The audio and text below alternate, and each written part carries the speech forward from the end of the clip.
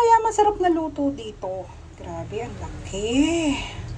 Ang laki niya, guys. Yum.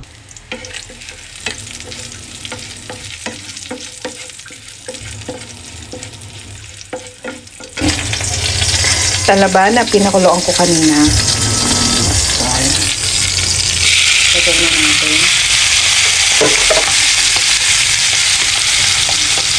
Saka sibuyas na pula.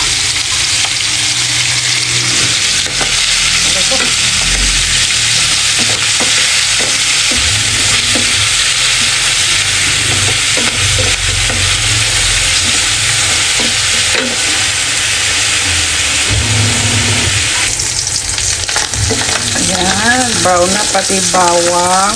Tapos dinagdagan ko lang siya ng konting sibuyas. Kasi nga, beef, ay ano pala, oyster steak. So, oyster steak. O yan. So, lagay pa rin natin yung iba pang sibuyas.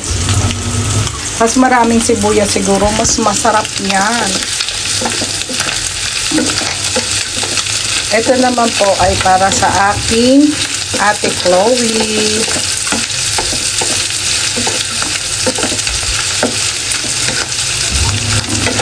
Ayan.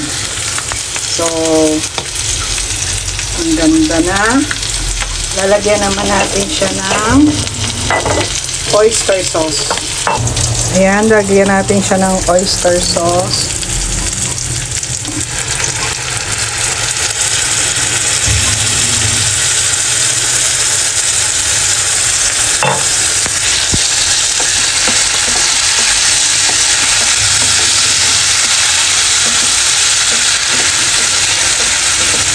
Tapos dadamihan ko yung calamansi juice niya.